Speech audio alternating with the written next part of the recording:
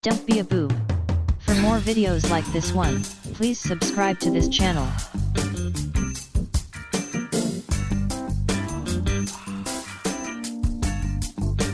Old Man Winter plans to drop a ball of snow to many plans to bring in the new year. Now, not all of them will look as calm as serene as you see right here. These big white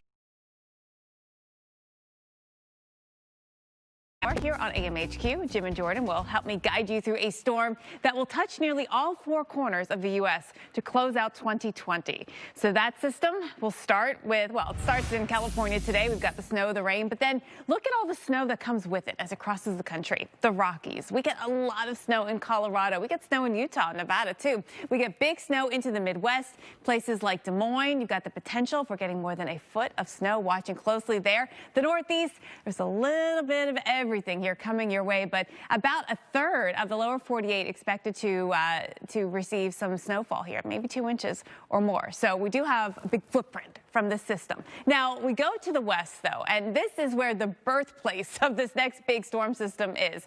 It's right here on the west coast. Places like Los Angeles, we have finally gotten some much needed rainfall. Nearly a ½ inch of rain so far today. In fact, a little more than that. This is the most that we have had since April. This is the time of year when we start to get our much needed precip. It's just been a very slow start to the rainy season here. So hopefully we'll get into a pattern, Jim, where we can get a little bit more and, not too much at once. That's always the problem with us out here. I mean, we've already had flooding this morning, again, on the drizzle and or snow. So, and this is just kind of part one. Right. Okay. This is part one. So part two, let's get to that. And when you were talking about how the low and the energy moves down to Mexico and sort of latches onto the front, it reminded me of those magnetic blocks. I know your kids get those for Christmas. They just sort of connect together. And so everything does sort of connect together and line up along our boundary. And so we see this area get repeated rounds of weather because of it. Everything's sort of magnetic right in here. Low pressure comes in, rainfall heavy at times. But then on the back edge of it, when the cold air does come in, we change over to snowfall. And we've got snowfall maybe even 3 to 5 inches. Looking at I-10, I mean, this is a lot for this portion of I-10 here across West Texas. Also, even up towards Abilene, I-20.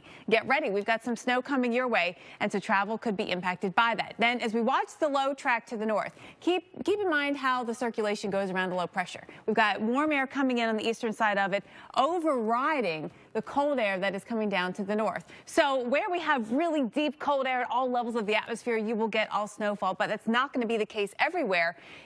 Where we have just enough warm air coming in, just at the upper layers, you get cold air at the bottom, you get some melting, and then it refreezes on contact. And that's what's going to happen here with Kansas City, St. Louis, Springfield. There's a medium chance of at least 1/10 of an inch. There's some chance of 1/4 of an inch or more, which is more impactful when you talk about power outages happening, tree limbs coming down, and especially southern Missouri, you've got that greater chance of getting into 1/4 of an inch of ice or more. Here's St. Louis's forecast, and we might have little snow Wednesday night, but it's a Thursday night and a Friday time frame.